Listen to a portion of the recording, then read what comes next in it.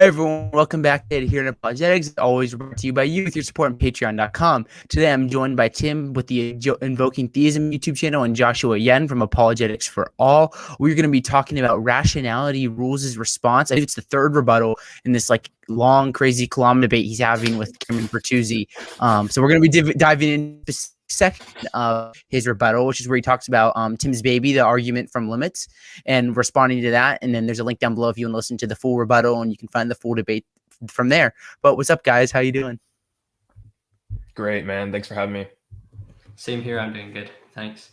This should be a lot of fun. So just to start off, before we get into this video, do you guys just have general thoughts you want to cover before we get into some of Stephen's specific objectives? Yeah. So, I thought it was, I thought it was an interesting attempt, honestly, at trying to provide counters, defeaters for this kind of style of argument. I got the impression that the argument was somewhat downplayed and he wasn't all that familiar. And as we will kind of see through that was my impressions. But I think that this ultimately serves as a way to help people really think about what this argument is actually aiming to do, what it's showing, and how it can also help just how we think about the ontology and nature of the foundations and things of that sort. And so that's all I'm going to say on that. Mm-hmm. Yeah, I don't think I have. Well, I think I don't have much different to say than Tim, but then sometimes it's just and this is not to argue against Stephen or anything like that. It's just sometimes I don't really understand what he's saying. I have to watch it a few times. I'm not sure if it's because my English, but sometimes I don't know. It might just be because he's not presenting it in a way that I understand it that well, or stuff like that. And yeah, sometimes it's I have to watch the entire thing, and I'm wait a sec, his argument's kind of it takes a long step to get to where he's trying to go, if you got what I mean. Yeah, I know. I know what you're talking about. Yeah, and props to Stephen at least though, for at least attacking the argument from limits. This is a lot more high level stuff than what you'll see in a typical YouTube debate. But if you guys have nothing else, let's get into his response.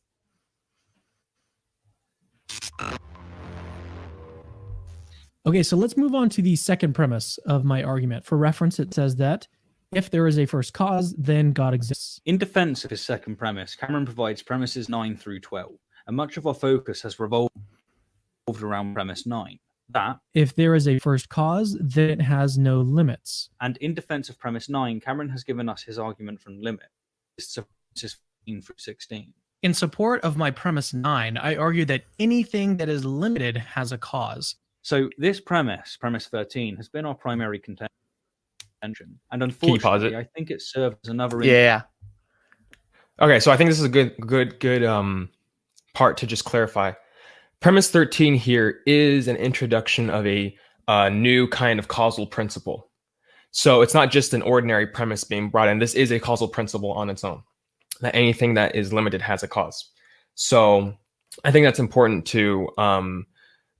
for a framework and thinking about this, that we have to understand that this is an introduction of a new causal principle, and this causal principle is going to do the rest of the work to get the rest of the way done. So I just wanted to put that there. Yeah, and I think it's going to be helpful because you get into some of his objections and parodies he brings up, and is talking about really this first premise. So, for instance, of us talking past each other. Given this, I'm going to take some time to really spell out what my objective is.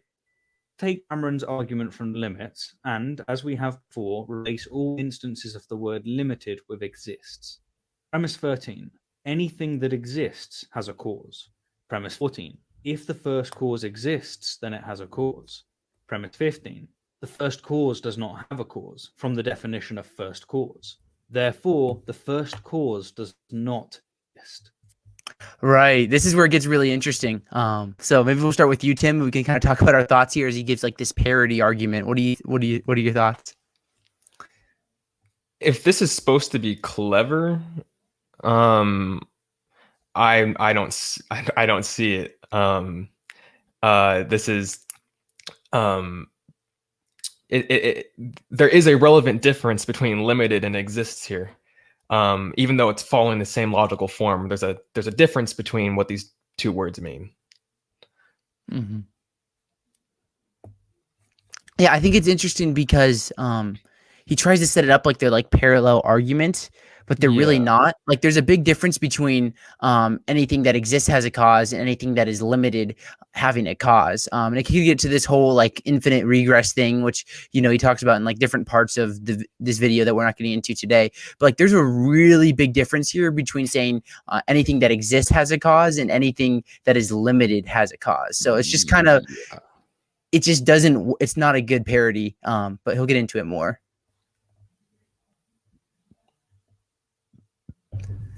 Josh, do you have anything you want to add? I think it's just like, I'm not sure if I'm getting it wrong, but it seems that he's thinking that you can defeat any modus tollens argument by just changing one of like the parts of it. And it's like, where did you get the idea from? Like, you can't just say like, if P then Q, P therefore Q, and then just change any other part into P and Q and just say like, anything that is a fish has a cause. Like, you can't do that. It's not a logical form of argument. It's not a way you use modus tollens. Imagine if someone raises like a modus ponens argument and says like, let's just use a kalam, for example. If something begins to exist, there is a cause. The universe began to exist. Like, it would not be a proper parody or a response to say, just input anything into it and say, if pixies exist, then Hong Kong is 20 times larger than America. Pixies exist, therefore Hong Kong is 20 times larger than America. Therefore, the kalam is wrong. Like, come on, guys, that's not how you respond to modus tollens or modus ponens arguments. Like, I'm just quite confused when he raised that in the first time. I was like, wait, what? Yeah. Oh, that's great. Yeah, I think it like gets into like, if we're gonna talk about like his first like premise for his 13, anything that exists as a cause, it kind of gets into, I think, like that idea of like contingency versus like necessity. Like if there's nothing necessary and everything's just like brute contingency, you were messaging me a little bit about this, Tim. Like that just seems like a very complex hypothesis where you keep adding and adding and adding. And if you say like everything's necessary, everything exists with a cause and infinite regress and whatever, then you have like everything being like necessary and you have like modal collapse, and that's kind of like, you don't want that either. So it's kind of, you would have a causal you'd have an infinite regress, a causal infinite regress that is ultimately brutally contingent, because if they all have causes and there is no terminus for those causes, then it is all a brute contingency all the way down. And when I'm thinking about explanation, this is one of the reasons why I don't, why I find the infinite regress to be a non-explanation for me, is that it's the problem of irrelevant differences, which is, it's interesting to think about why, how you could even have an infinite regress of things that are ultimately dependent. Now, of course, that's where the whole bruteness part comes in. But then you get into, well, how do we even begin to identify whether or not it is brute in the first place? What allows us to say that it's ultimately the causal infinite regress is ultimately inexplicable all the way down? I don't see that as a good explanation. I think that we should try to minimize as many unexplained facts as we possibly can in our explanations, in our theories, ultimately. And so that's why, for me, any infinite regress explanation is ultimately not going to be a good explanation, and I can find better ones. So that's all I'm going to say on that. Yeah, do you guys have anything else you want to add before we look at like this next little bit here? All good, yeah. All right, let's keep going. 14 and 15, modus tollens. Likewise, Cameron's argument from limits, my argument from existence is valid. But unlike Cameron's argument, mine doesn't require you to assume the existence of something we have absolutely no examples of. This is interesting. It's like, it's almost like from like a lot of times when I talk to like skeptics about, especially online, like contingency versus necessity, it's like we have no examples of a necessary being. Like we just have, we can't prove that there's anything necessary, like things like that. So what do you think of like that kind of bit? We talked about like the validity of his argument, but like what about that little bit he has on? Yeah, I what does he mean by examples? If he is smuggling in full-blown unadulterated materialism, then what he really means is we have no physical examples of non-limited things. Because if you don't take this this kind of philosophical materialism, then of course we have examples. We have examples from reason. In our own reason, we have direct access to what would count as necessary things that are true across all possible worlds, right? Logical truths, mathematical truths. These are the principles by which we would reason, by which we would do these things. So we have these necessary truths, universals. I don't know if I said mathematical truths, but mathematical truths if I didn't say it. So we have reason to appeal to. But if they simply mean that, oh, we don't have a physical referent like right in front of my face, right? Like A.J. Ayer type logical positivism, verificationism, then ultimately you are special pleading. So I don't think that that's correct if that's what he means by that. And even if I can even grant that, I can just say, well, this is an inference. Before we had any examples of atoms, go back all the way to the Aristotle versus Democritus debate, whether or not the world is made out of the four elements or they're made out of Democritean atoms, like atomism that he proposed. We didn't discover atoms until way later past those guys, but Democritus proposed this idea that, hey, there's these things called atoms. Well, it wasn't exactly like how Democritus said it, but he proposed the idea that everything's composed of these simple objects called atoms. Well, eventually we were able to verify that there is such thing called an atom. So it's just inference. It's non-trivial for me. What do you think, Josh? Yeah, I agree with what Tim said. Yeah, I don't see how he could possibly I'll agree with Tim said. Yeah. If I say anything, I'll probably repeat what he said already.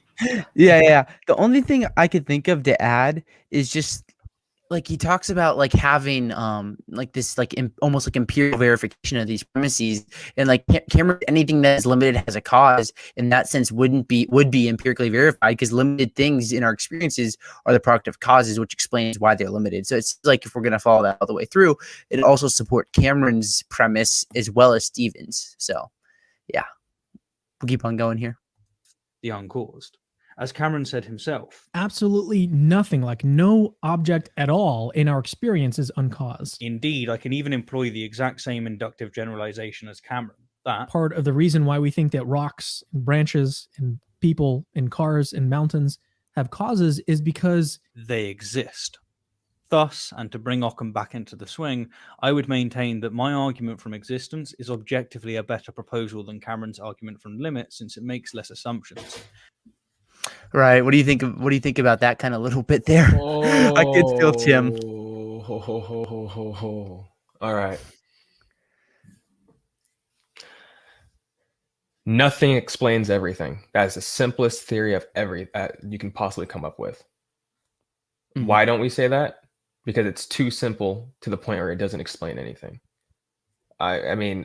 He's saying that he has some weird theoretical advantage in terms of saying existence, right? But no, because it gets back to our brute contingency problem. You start multiplying infinite unexplained facts to explain existence and reality, versus what Cameron's ultimately advocating for, which is ultimate limits are explicable. Therefore, the terminus for limits has to be something that's non-limited. Very few principles we have to appeal to. Something that without limits is simpler than something with limits. So seems like the correct terminus to me. I think he's just trying to be clever here, and it's just not working for me. Yeah, building on what Tim was saying, like I think this is also what he kind of tries to do throughout his video. He's like, oh, non-causal finitism is more simple than causal finitism, and it just doesn't seem to make too much sense from an ontological standpoint. Because if you say causal finitism is true, then it seems that there would only be a finite number of states of affairs, and also hence a finite number of like beings or entities within this like world, unless you think that there could be an actually infinite number of entities in one state of affair, which is possible, but that's for something else. But like if you have causal infinitism, or you have an infinite past or infinite causal regress, what you then have is an actually infinite number of states of affairs, which seems to be, at least prima facie, more complex or has more ontological commitments than causal finitism, although there's also different things you could add to it. But it just seems that when you have causal finitism and non-causal finitism, you have one of them, causal finitism, which is more simple. Mm-hmm. Yeah, it just seems like, I agree with you, Josh. It just, to me at least, it just seems like if you're going to follow Stephen's route all the way through, you're going to have to commit to like this infinite regress, which you could say is possible, but it just adds so much like brute contingency, things that just exist because they're brute, that are just limited. And it just seems like it's a lot more complex. I don't really get where Stephen's getting this idea that it's his causal principle would really be simpler. Yeah, he could have it be simpler, but simple without being able to explain anything. Mm-hmm. Yeah. That's the whole point. In our explanations, we're supposed to say, if it can still account for the data and it's simpler than its rival hypotheses, then that is to be preferred. But it doesn't say make everything simple as you can. That if you do that, then like I said before, my earlier example, what explains the existence of everything? Nothing. Mm-hmm. That's the simplest. You don't have to appeal to properties. You don't have to appeal to something, to being. You don't have to appeal to anything in existence. It literally, nothing explains. A non-being explains everything. That is the simplest hypothesis you could ever come up with. But it doesn't explain anything. That's the problem. It's too simple that it doesn't explain anything. Mm-hmm. And likewise, that's what he's doing here. I think it gets a little bit, because I read a little bit of you and Kyle's paper where you're kind of like responding to Grant Oppi's best argument against God. And it's like, in a sense, Stephen's principle would be simpler in that one area because he's saying exists instead of anything that's limited. But then you have all these other areas about what provides explanatory depth and such. And then that's where we get into a lot of these issues. But yeah, if you guys don't have anything else, keep going here. Yeah. Assumes the uncaused, whereas mine doesn't. Ironically enough, mine merely relies on the inductive generalization that Cameron's been defending throughout. To expand upon this issue further, note that since everything we experience has a cause, we can employ the same inductive generalization in relation to pretty much anything. Pick an attribute or quality. Now, as a truly, thoroughly unlimited thing, it would have no limit in power. Alrighty, power it is.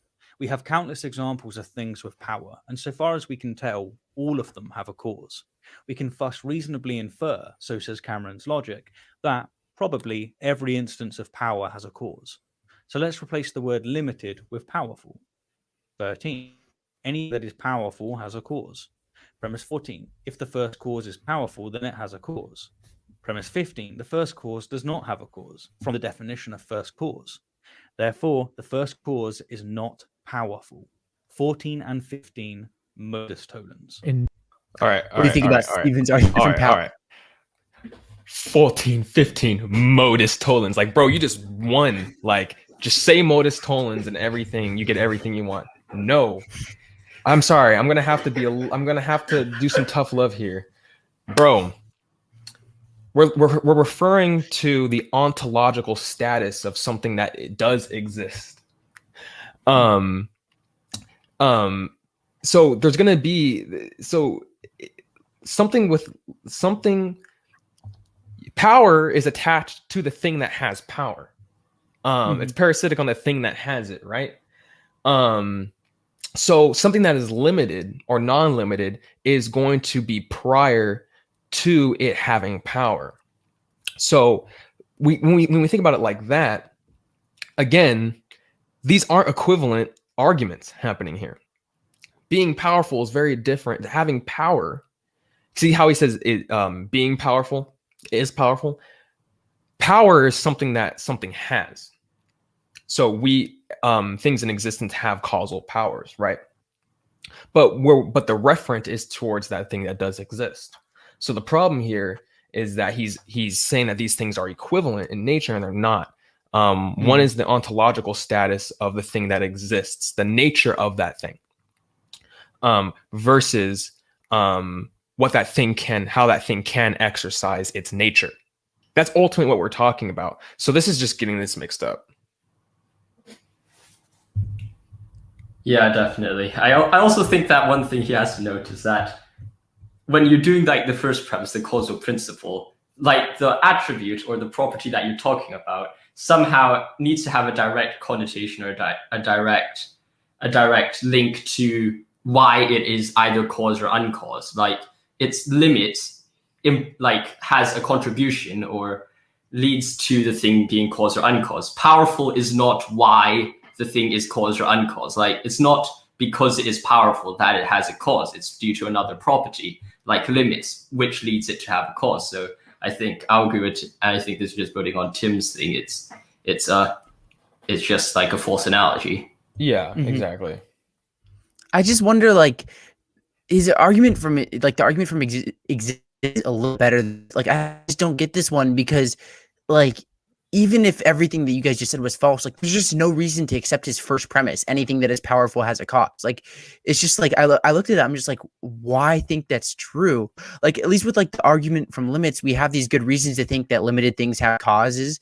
It just intuitively makes sense. You have the idea of, let's say that there's just a limited foundation. Like, why is it that way versus maybe unit more, unit less? It's like the power. I just don't understand with really what he's going with the power argument. Right. Yeah. And it has to be, he's just saying anything that is powerful. Well, that's too vague. What do you are you talking, how much degree of power does this one thing have? When you say it's powerful, are you like, what do you mean? Is there a particular, does the thing's power have an upper bound in terms of how much it can exercise its causal powers, or does it not have an upper bound? Is it unbounded or is it bounded? Which gets back to the argument from limits. Let's take because it's going to get into later. Let's take the multiverse generator that's governed by meta laws, right? This thing can produce 10 to the 500 universes out of its powers. It can exercise that kind of power, but it can't produce 10 to the 501 universes. Well, the thing is powerful, but it's going to beg Neve. It's going to call out for an explanation, even more so, which is okay. But why does it have only that much power? So we have to talk about. Are we talking about finite power, infinite power, bounded power, unbounded power, and these things? So he needs to be more specific, because he can make this argument. Yeah, it is valid because it's modus tollens, right? But I mean, you're gonna have to do a lot more work for this parity to work. That's why, when it's like people like Graham Oppie who expose reverse ontological arguments, anti-ontological arguments, or things of that sort.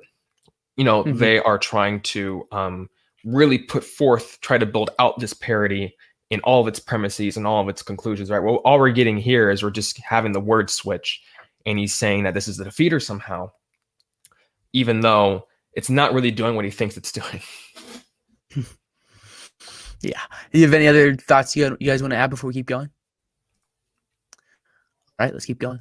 Knowledge. Yes, good shout. Let's replace the word limited with knowledge. For everything we've ever seen with knowledge has a cause. We now have a valid argument stating that the first cause has no knowledge. In goodness. I'll keep going here for a second. Goodness, that's a good one. Okay, let's just put them in, and there we go. And just like that, we have a valid argument demonstrating that the first cause can't be good. Right. I think that Stephen, his idea the wrong with his argument is just we're like putting properties into anything that that exists. Like, let's just say, like, I think Stephen would probably agree that it's obvious that anything that is limited has a cause. Be like, well, there's all these other things that also apply to things that have causes, like maybe like knowledge or existence or things. And it's just like, it's just not the same thing. It's kind of what I'm trying to understand here. I haven't listened to the full debate, so I really don't know what Cameron's arguing. But like when I think about it, it's just like these like limits versus like goodness or existence or things like that. They're just not the same thing. Yeah. And what Josh argues in his book when he introduces the argument from limits is his last premise, his conclusion is that anything that something that's non-limited that explains the limits is going to be something that's perfect. Mm-hmm. Well, goodness, maximal power, maximal knowledge flow from perfection. Flow from actual perfection, something that's absolute supreme, something with non-limits. Because something that's non-limited would be 1, purely actual, and 2, purely positive. So these things, so goodness and knowledge actually just follow from being non-limited. That's ultimately what Josh is arguing for in his book. So this is interesting what Stephen's trying to do here, without understanding the dialectic happening in the background. I think it's an interesting objection, and I applaud him for bringing this forward, because it's not something I've really thought about a lot before I listened to like this video, but I just don't really think it works. But what do you think, Josh? Yeah, I think you're perhaps a bit more charitable to him than I am. I just looked at that and I said, this guy doesn't know the difference between what's a valid argument and what's a sound argument. But then, of course, I might just be looking at it as a bit too face value kind of approach to it, because So if I were to like Steelman Steven here, I think what he would say is why think that anything that is limited has a cause has to be true, because we could say that anything that exists has a cause, anything that is good has a cause, things like that. So it's just like, why think that the foundation wouldn't be limited versus just being limited? It's because it just seems like everything is limited. So it's kind of like there's a limited brute fact and that's it. Like, how do you respond to like that kind of like objection that Stephen might be trying to bring forth? Well, first you'd have to do two things. The first thing you have to do is he would have to provide some counterexample, some undercutting defeater for why we should not think that all limits, that certain things with certain limits don't have a cause, or as Josh builds out, a further non-circular explanation. Because if my phone being limited has a cause, all these different things has a cause, then they're similar. What we have is we have a bunch of limited things that have causes. But then what Stephen's ultimately going to have to say is that yes, but the foundation doesn't. Well, why? Why does the foundation being limited, even though it's limited, why does it have to be something? Why does it exempt itself from having a further non-circular explanation? And then you get back into an irrelevant difference problem, which is if limits are uniformly alike across the board, then there is no relevant difference between the foundation being non-limited, from the foundation being limited and everything else that is limited. So the foundation too should have a further non-circular explanation, but then it wouldn't be the foundation. Now, so then he'd have to provide some further argumentation for why it would be able to exempt itself from being alike like all the other limits. He would, if he's going to go down the naturalist route, he would opt in for something like an initial world segment or something like that.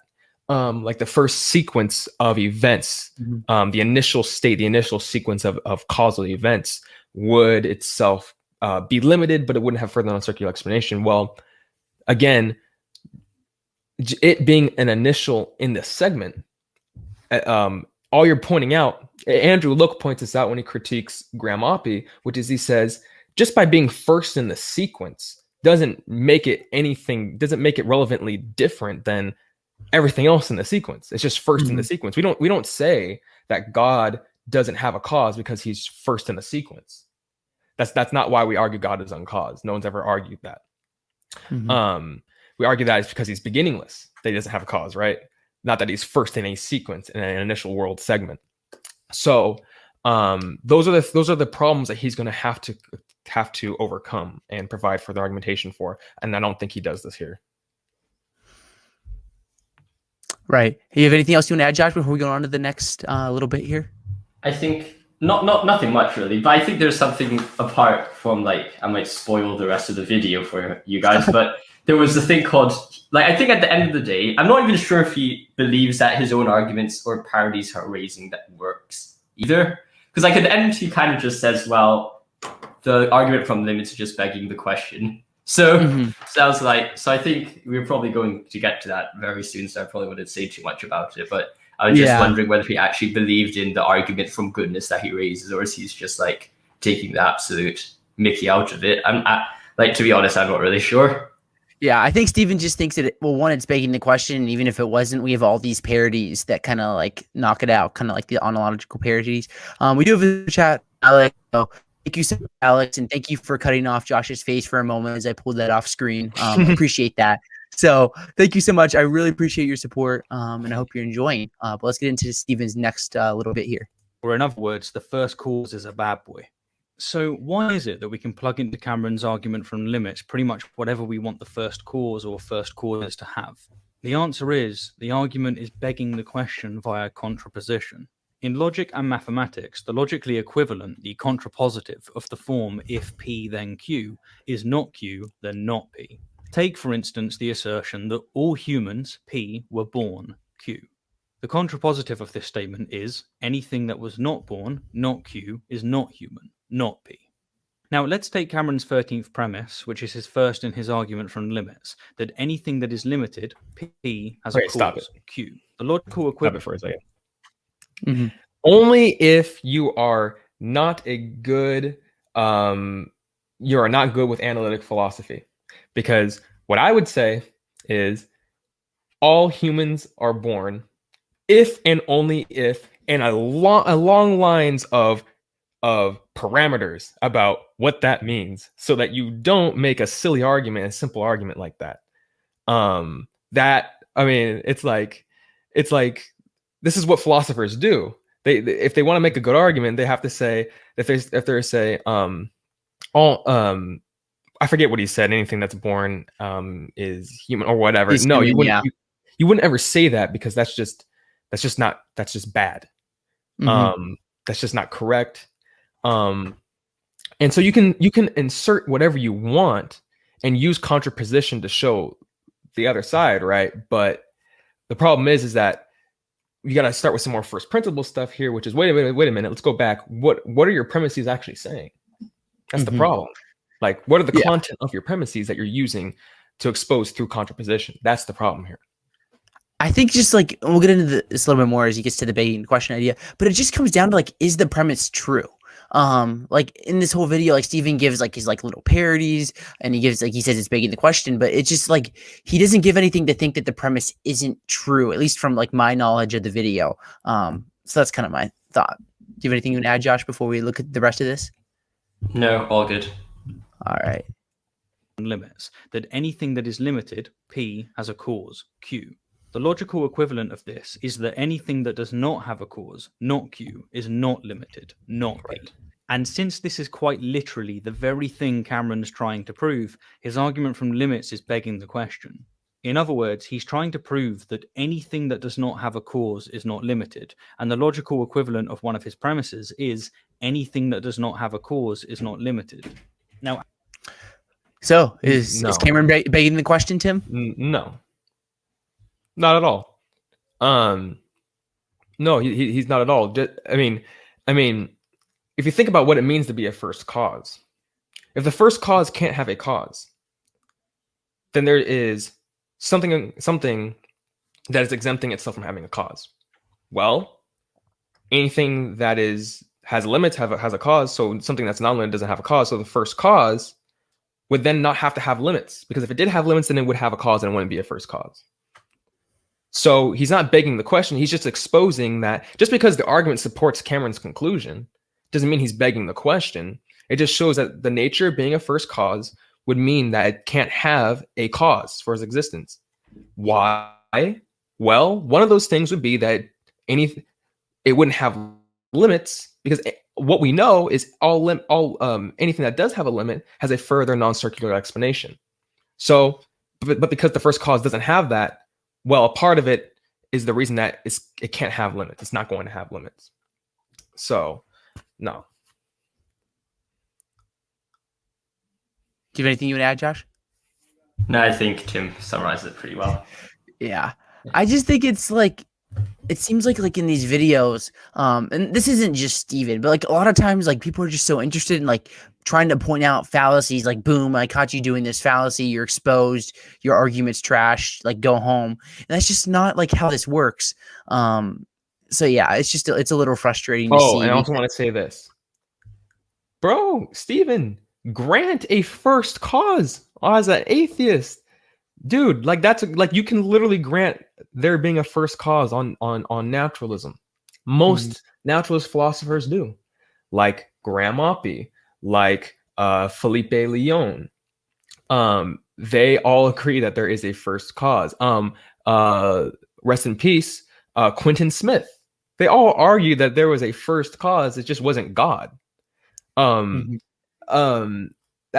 that's where we're at now, which is philosophy of religion has progressed. That theists and atheists both agree in academic philosophy that on stage one, which is that there is a first cause.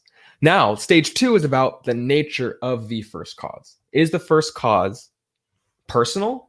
Is it a mind? Or is it not? That's where the real debate lies.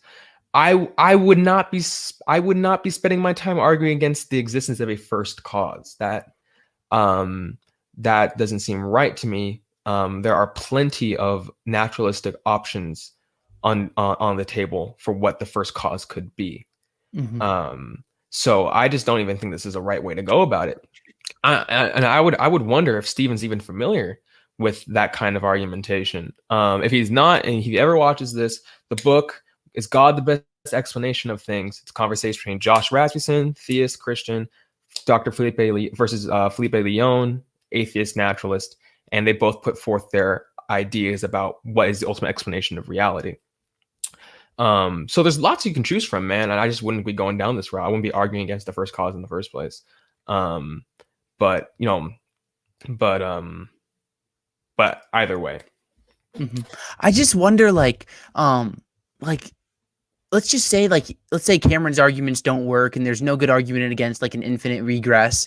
And we have these two options here where we have this like infinite regress where like everything's contingent, just brute contingency. Because I don't think he'd say that everything is necessary. Or you have the second option, like, well, no, there's just a first cause and it's necessary and everything that flows from that is contingent. And we have these two things on the table. It seems like the necessary idea of like there being a first cause just makes more sense intuitively, even just apart from argumentation. Right. Yeah, seriously. All right, let's keep going here. Now, as already mentioned, the defense Cameron has given for this extraordinary claim is the inductive generalization. Since everything morphed limited cause, we can infer that probably all limited things have causes. I just picked this up, but he calls Cameron's claim extraordinary, right? That anything that is limited has a cause, right? It's pretty modest. He says that's extraordinary, but then I think that if you're gonna follow this infinite regress true, then everything exists, has a cause, is a brute fact and it just goes past infinite. That seems pretty extraordinary too. So I don't really think that like Steven has this like very simple explanation. Just something I picked up and just, yeah. I agree. And admittedly, this intuitively comes across as a humble claim, but it isn't, for the same reason that replacing the word limited with existence isn't a humble claim. To be clear, there's good reason for us to operate with the assumption that if something exists, it's probably got a cause. But the claim that anything that exists has a cause doesn't embody this humility. To the contrary. Wait, why does he think that it doesn't embody that? He has a problem with saying he has a problem with the scope of the causal principle. He has a problem with saying anything, it sounds like. Anything in this category has a cause. So whatever contained in that category have a cause. He doesn't like that, it doesn't seem. Maybe keep playing. Maybe he explains more. contrary, this is a very, very bold claim, but it looks innocent until one recognizes the contraposition. The last thing I want to say on this topic. I don't think he does. Because yeah, do you have anything you want to add there? Yeah, he doesn't like the scope of the causal principle. We have this category, we have this set L, and all members of L have a further non-circular explanation or cause for their existence. So whatever explains the category L is going to not be itself a part of the category L, or else it would have a cause and explanation for its existence. So the whole category L cannot be explained by what is contained within L. He doesn't like that. And I guess that's just his personal, his personal thoughts. Josh, what do you think, man? Well, I think that if you look at what he says quite like a moment before, he seems to not really present Cam's arguments that well, because he says like this statement is intuitively modest, but it isn't. And then when he says this statement, he says everything that exists has a cause, which really isn't what Cam's saying, if you get what I mean.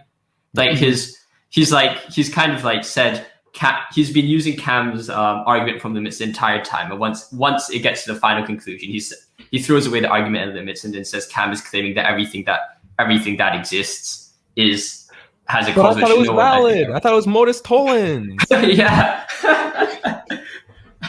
I think Yeah, I think that like what he's trying to say here is like if he goes with like his causal print, like Cam has this idea, this premise, everything that is limited has a cause, right? And he says, well, I can just bring my premise that everything that exists has a cause, and it's simpler because things can maybe exist that aren't limited and they have a cause, or I don't really know exactly what he's arguing here, but it seems like he's fine accepting like a PSR there, but he just doesn't want to go as far as Cameron to say limited things always have a cause. But it seems like he's willing to grant, at least in this little bit here, that everything that exists has a cause, which is interesting because I don't know how you get to that and then deny Cam's first premise.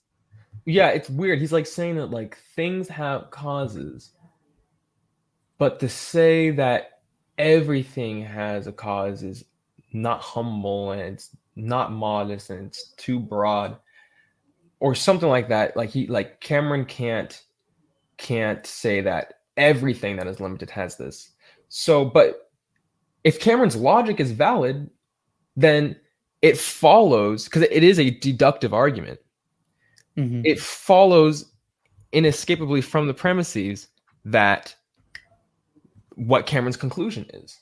So Stephen would actually have to dispute the entire principle itself to get away from the conclusion. He would have to come up with a defeater for the principle itself. And he doesn't do so. So that's what he would have to do. He would have to come up with exceptions, something like that. I think that like just thinking about it, like it just really comes down to the first premise. Like, is Cam's premise true? Like anything that is limited has a cause. And he hasn't really, like he brings these parodies like existence, but you could just say there's a first cause and that would defeat his argument from existence. And that's like probably what most of the rest of this debate is about. And then like his knowledge and goodness things, like they don't work. The existence one has a little bit I can understand, but with the knowledge and goodness, I just don't get it at all. And maybe I'm just dumb, but it just doesn't seem like it works. And it just really comes down to, is the first premise true that Cam brings? In his parodies, it's the same question. And there's really good reason to doubt in Stephen's parodies. Do you have any thoughts, Josh? Yeah, I mean, I just don't think he's really responded to Cam's argument. I think he put too much emphasis on his parodies, which don't really work, instead of actually responding to the individual premises. So I think that fundamentally, in order to actually defeat Cameron's argument, he would have to do something more about the individual premises instead of continue focusing on these random parodies. Because, I mean, yeah, you could raise random parodies of the entire form of modus tollens for your entire life, but that wouldn't prove a single thing. So yeah, I think Stephen just has to take another approach. John Dunphy, JMD Apologetics, he messaged me. He said that we need to get his card. We need to get Stephen Woodford's card game so that we can educate ourselves. That's probably our problem here. That's probably why we're not getting this. We need to buy his card game. Oh my god. And I'll keep it brief, is that Cameron's claim that I didn't provide any new objections to his argument from limits in my second rebuttal Stephen provided no new objections to my second premise. is simply not true. Following this example, let's take Cameron's argument from limits and replace the word limited with good and not limited with not good. Okay. I mean, I don't think there's really anything for us to respond to there, but it's just them in the debate, like, you know, trying to make their points and whatsoever. Yeah, that was really interesting. So he says something actually. Can you pull it back up? Yeah.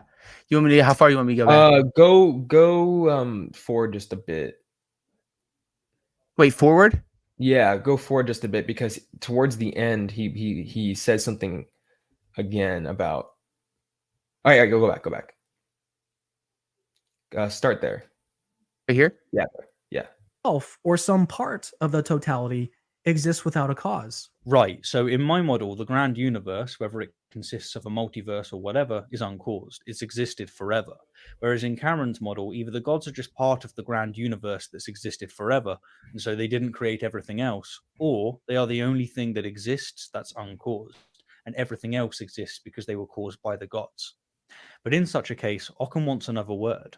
My model makes one assumption, that the totality of everything is uncaused, whereas Cameron's model makes many assumptions, namely that the only thing or things that are uncaused are beings that are unlimited in power, unlimited in knowledge, unlimited in goodness, and so on and so on and so on. I would drop this mic, but all right, so there we go. Actually, my favorite part. All right. We should have just responded to the totality section then. Yeah, Stephen actually presents an alternative model of reality, an alternative theory. Dude, nice. All right, sweet. Except has many problems. Stephen, I want to build your worldview. I want to help you out here. Cameron agreed that the totality of everything cannot have a cause, because it's literally a logical contradiction that there could be things outside the totality of everything. So the totality is like the first few chapters of Josh's book, How Reason Can Lead to God. Exactly. It's a very first principle. It's a fundamental principle, kind of foundations here. Think about the foundations here, that nothing can exist outside the totality of everything. Mm-hmm. If so, then reality itself, the totality of reality itself is uncaused. So he agreed with that. So because he agreed, and Cameron agreed with that, Stephen tried to do something different by saying, well, no, I actually think that he took that to mean that all of its contents are themselves uncaused and exist forever. Now, whoa, that is not what we're saying here. We're just saying that when you take reality itself, you can't have anything outside of reality. That would be reality, right? So that can't have a cause, right? Reality proceeds from the foundations, right? There is an initial state for the universe, any universe, right? So we both agree, but Stephen wants to employ this multiverse that is uncaused, that has been around forever. Now think about that. That is not a simple theory. That's not an elegant theory. Let's not even get into the different views of simplicity when it comes to theories. Let's just think about that. One, that entails modal collapse. If everything is uncaused, if the entire multiverse is uncaused, it means that it's always been the way it has been forever, which means that it's actually, nothing's actually related to one another because everything's uncaused. So it's actually an illusion to us that anything has a cause.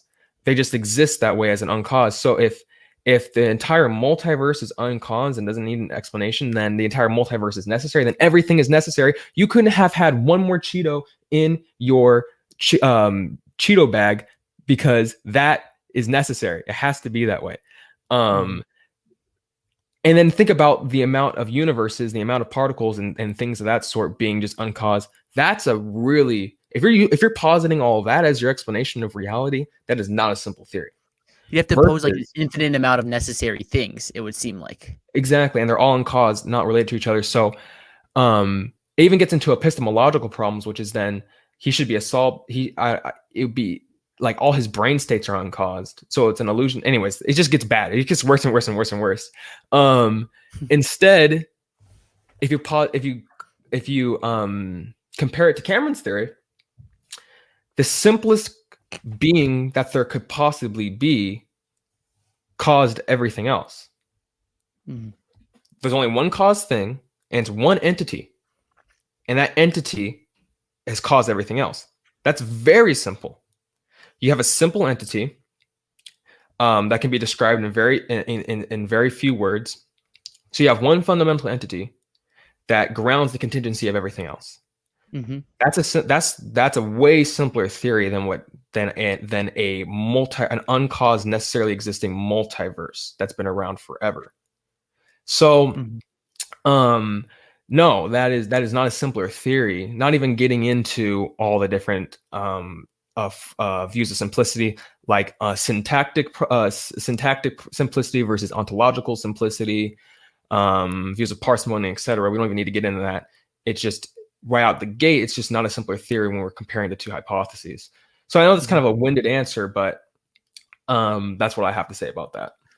All the theist really needs is a necessary mind that creates the universe. That's all we need. And it seems like you just need a lot more for Stephen's theory to work. Do you have any thoughts, Josh? I have had some discussions about infinite universes and quilted universe theories, but I probably wouldn't go into it here. It would be a bit too long, I think. We'll plug your channel here because we've gone through everything here in a second. But do you have any thoughts on like this bit, and then we'll get into that? Not really. I just agree with what Tim says. It's like Stephen's so-called simple theory is using Stephen's words, intuitively simple, but indeed actually very complex. Nice. I like that. Yeah. I mean, I think that we got into a little bit extra here with this totality bit. So you guys kind of have like last thoughts you want to say about like everything in overall that we talked about here with regards to like Stephen's objections to limits ish? Oh yeah. I also want to I want to add another thing, which is on Cameron's model too, the entity that creates everything else, like we talked about, doesn't have limits, which makes it incredibly more simple because it doesn't have to specify an arbitrary cutoff in power, its knowledge, and anything that's essential to it. So that's a lot simpler than having to specify an arbitrary cutoff. Let's say in power, for example. That's going to be a lot simpler. Something that's unbounded is simpler than something that has no extension is simpler than something that has finite extension versus something that has something that even has the ability to be extended in any amount is going to be simpler than something that has a finite extension with no explanation for why it has a finite degree of extension versus any lesser degree or further degree. So on Cameron's theory, it's going to not have any arbitrary limits.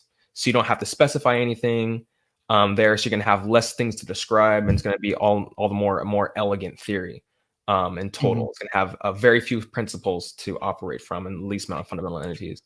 So anyways, I just wanted to say that. Yeah. Do you have any kind of like last thoughts, Josh, before we start to wrap things up here? I'd like to say I really appreciate Stephen's effort and his interaction with Cameron over the collab. It's quite interesting. And yeah, it's nice how they actually do this, not 2-hour debate, like actual debate format. It's more relaxed, more, I guess you could go in depth into the individual issues. And I appreciate the format. And yeah, it's a nice discussion all in all. Yeah, props. I just want to say, like, props to Stephen for diving into the argument from limits. Because when I think about like the big YouTube like atheists, like maybe like Cosmic Skeptic or Paulogia or all of them, I don't know if anyone else that's responded to the argument from limits yet. So at least props to Stephen for doing that. So it's raising the bar a little bit. So it's a lot of fun. But to wrap things up here, guys, do you want to share like your channels and stuff, what you're doing? I know Josh is now an author, and Tim is like 10 subs from 1,000 before John Dunphy unsubscribes to him and puts him back to $9.99. So like share your stuff. Oh man, you know what, Josh, you go first, man. Plug yourself. All right. Basically, I have the channel Apologetics for All. It's basically there to provide a simple explanation for Christianity and philosophy of religion. I also discuss a lot of literature, Russian literature like Dostoevsky, and I discuss it on my channel. I do daily discussions about Bible verses and quotes from Dostoevsky. And I've also recently published a book called Christianity for All, which is just kind of follows the same theme as my channel. It's a simple guide to Christianity. It's basically there to not only guide you about how to be a better Christian from personal experience. It's also like, how do you deal with trials? How do you deal with persecution in like this growingly secular society we live in? And I also discuss like Christian morality, which is obviously quite controversial sometimes. Like I'll be going around school and I have to like discuss with quite extreme left people, and they'll be hurling all insults against me. But I mean, we see how that goes. I just kind of provide my guide, my thought on this, and a simple discussion about the existence of God at the very end. So that's kind of what the book is. That's kind of what my channel is. And feel free to check it out if you want. Yeah. Awesome. Yeah. My channel is Invoking Theism. My Twitter and Facebook and Instagram is also by the same name. Go ahead and subscribe. I produce videos when I can. I also have a new blog as well. It's just invokingtheism.blogspot.com. Where I'll be typing out kind of my thoughts and also building out an ever-expanding list of what I think are the greatest resources for defending a theistic worldview. Twitter is where I am most active in terms of social media. So if you ever want to see what I'm thinking about throughout the day, throughout the week, discussions I'm getting into, go follow me on Twitter. Yeah, well, Tim and Josh, thank you so much for coming on. It's been a lot of fun today. I encourage you to go subscribe to Tim and Josh's channels. They're linked down below. And yeah, thank you everyone for listening to another episode of Adherent Apologetics. Thank you everyone for tuning in. Thank you, Jesus, Elah, Susan, everyone else. It's been a lot of fun. John Dunphy, the GOAT, Ryan Pauly, everyone else. And if you enjoy the show, you can support us on patreon.com/Adherent Apologetics. Right now, we're about 85% funded, so I appreciate everyone's support through that. But yeah, it's been so much fun, guys. Thank you so much for coming on. Thanks. You're welcome. See ya. Thank you everyone for tuning in.